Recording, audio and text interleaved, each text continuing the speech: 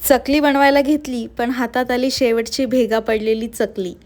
पण आता चिंता नको, आज मी दाखवणार आहे अशी भन्नाट ट्रिक की चकली बनेल गोल गोल, खुसखुशीत आणि एकदम छान.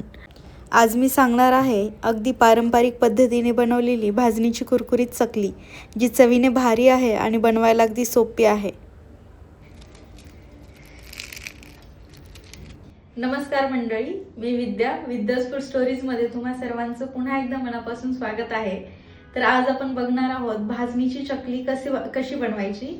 तर व्हिडिओमध्ये मी तुम्हाला भाजणी कशी बनवायची, त्याचबरोबर भाजणीपासून चकली कशी बनवायची ते अचूक प्रमाणामध्ये सांगितलेलं आहे. त्याचबरोबर वजनी वाटी दोन्ही प्रमाण मी सांगितलेले आहेत आणि चकली खुसखुशीत कशी बनवायची, त्याचबरोबर काटेरी चकली कशी बनवायची याच्यासाठी मी काही टिप्स सांगितलेले आहेत. तर व्हिडिओ शेवटपर्यंत नक्की पहा आणि आवडल्यास लाईक, शेअर आणि सबस्क्राईब करायला विसरू नका.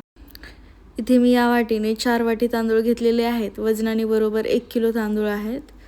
त्याचबरोबर अर्धा किलो हरभरा डाळ, वाटीने 2 वाटी, 1 वाटी साबुदाणा, त्याचबरोबर 1 वाटी पोहा, वजनाने 150 ग्रॅम पोहा, 150 ग्रॅम साबुदाणा, त्याचबरोबर अर्धा पाव मूग डाळ म्हणजे वाटीने अर्धी वाटी मूग डाळ, अर्धी वाटी धने, पाव वाटी जिरे आणि पाव किलो उडीद डाळ, वाटीने 1 वाटी उडीद डाळ मी घेतलेली आहे. तर अशा प्रकारे सर्व डाळे आणि साबुदाणा मी ओल्या कापडाने पुसून घेणार आहे. आणि इथे मी घेतलेला आहे राशनचा तांदूळ. तांदूळ स्वच्छ धुवून 2 ते 3 तास फॅनखाली सुकवून घेतलेला आहे. तर आता इथे ठेवली आहे मी कढई आणि कढईवरती तांदूळ आपल्याला व्यवस्थित भाजून घ्यायचा आहे. व्यवस्थित म्हणजे आपल्याला खूप जास्त भाजायचा नाही आहे, हलका जस्ट आपल्याला गरम करून घ्यायचा आहे. त्याचबरोबर हरभरा डाळही आपल्याला भाजून घ्यायची आहे, ती पण काढून घ्यायची आहे. आता इथे उडीद डाळ आणि त्यातच मूग डाळ एकत्रच मी भाजून घेणार आहे. डाळी आपल्याला हलक्या गरमच करून घ्यायच्या आहेत, जास्त खरपूस भाजायच्या नाही आहेत. आता इथे मी पोहे घालून घेतलेले आहेत. पोहे पण मी हलके भाजून काढून घेतलेले आहेत. आता यामध्ये साबुदाणा घालून भाजून घ्यायचा आहे. आता इथे घालायचे आहेत आपल्याला धने आणि जिरे आणि हे पण आपल्याला भाजून घ्यायचे आहेत. तयार झालं आपलं भाजणीसाठी लागणारं साहित्य. तर याला व्यवस्थित थंड होऊन द्यायचं आणि याला गिरणीतून आपल्याला दळून आणायचं आहे. तर अशा पद्धतीने मोजमाप घेतलं तर बरोबर 2 किलो भाजणी तयार होते आणि जवळपास 3 महिनेपर्यंत भाजणी टिकते. तर आता इथे मी कढई ठेवली आहे गॅसवरती आणि त्यामध्ये मी 4 वाट्या पाणी घालून घेतलेलं आहे. आणि जी भाजणीचं पीठ आपण दळून आणलेलं आहे त्यातलं 8 वाटी पीठ मी ते वापरणार आहे. म्हणजे बरोबर वजनाने 1 किलो पीठ मी ते वापरणार आहे.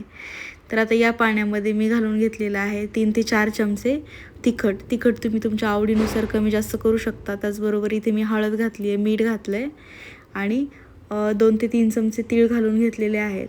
त्याचबरोबर पाव चमचा ओवा मी घातलेला आहे आणि 2 चमचे तेल. इथं तुम्ही तूप किंवा लोणी पण वापरू शकता. इथे मी तेलच घातलेलं आहे आणि जास्त तेल पण आपल्याला वापरायचं नाही आहे. याच्याने जी आपली चकली आहे ती तेलामध्ये सुटू शकते किंवा जास्त तेल पिऊ शकते. त्याच्यामुळं तेलाचं जे मोहन आहे ते आपल्याला कमीच घालायचं आहे. आता यामध्ये घालून घेतलेलं आहे भाजणीचं पीठ आणि याला व्यवस्थित मिक्स करून घ्यायचं आहे आणि याला झाकून गॅस बंद करून 10 मिनटासाठी आपल्याला ठेवून द्यायचं आहे. 10 मिनिटं झाले की हे पीठ उघडून बघायचं आहे आणि आपल्याला साईडला काढून घ्यायचं आहे एका मोठ्या ताटामध्ये. आणि याला व्यवस्थित तांब्याने आपल्याला याच्या गाठी मोडून घ्यायच्या आहेत सुरुवातीला, कारण की गरम आहे पीठ आणि हाताला चटका बसण्याची शक्यता असते. त्याच्यामुळे तांब्याने सुरुवातीला अशा गाठी मोडून घ्यायच्या आणि नंतर थोडं पीठ करून आपल्याला मळून घ्यायचं आहे, कारण की पीठ खूप जास्त आहे, एकदाच मळलं नाही जाणार. आणि जर पीठ खूप कोरडं वाटत असेल तर त्यामध्ये तुम्ही गरम पाणी करून घालून त्याला मळून घेऊ शकता. पण लक्षात ठेवा, जास्त सैल आपल्याला करायचं नाही आहे. अशाच पद्धतीने आपल्याला कन्सिस्टन्सी ठेवायची आहे. खूप जास्त सैल केलं तर चकलीला काटे व्यवस्थित येणार नाहीत.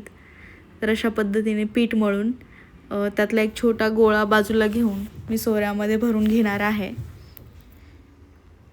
तर आता सोऱ्यामध्ये घेतल्याच्या नंतर एका छोट्या ताटलीवरती अशा प्रकारे चकली आपल्याला पाडून घ्यायची आहे.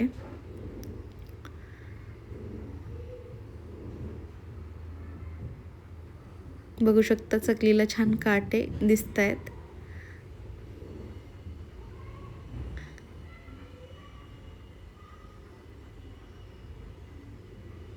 तर अशा पद्धतीने एकसारख्या चकल्या आपल्याला बनवून घ्यायच्या आहेत.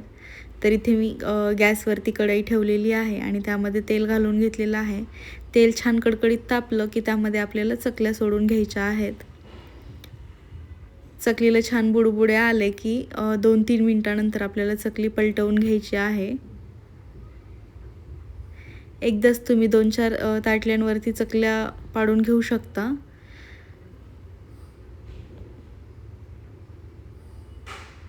आणि तळत तळत तुम्ही दुसऱ्या चकल्या बनवू शकता, कारण की चकली तळायला 4 ते 5 मिनिट तर जातातच. तोपर्यंत आपल्या दुसऱ्या चकल्या बनवून तयार होतात.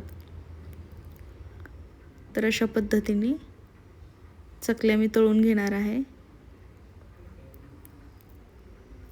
बघू शकता छान एकसारख्या रंगाच्या चकल्या आपल्याला तळून घ्यायच्या आहेत. आणि इथे जरी कलर खूप जास्त डार्क कलरच्या आपल्याला चकल्या नाही करायच्या आहेत, कारण की त्याचं कुकिंग प्रोसेस चालू राहतं आणि नंतर त्या काळपट दिसू शकतात. त्याच्यामुळे आता चकल्या इथे काढून घेतलेल्या आहेत. तर खूप जास्त ताटं तुम्हाला भरवायचे नसतील तर अशा पद्धतीने एका मोठ्या ताटावरती तुम्ही चकल्या पाडून घेऊ शकता आणि उलटण्याने हे चकल्या तुम्ही तेलामध्ये सोडवू शकता. तर ही इझी ट्रिक आहे आणि ही आयडिया माझ्या मिस्टरांची आहे. मी त्यांना चकली करताना मदतीला सोबत घेतलं होतं आणि ते बोलले, काय ताटल्या एवढ्या भरवत बसती, तर एकाच ताटावरती आपण बनवून घेऊयात. आणि हे खूप उपयोगी ठरलं माझ्यासाठी तरी.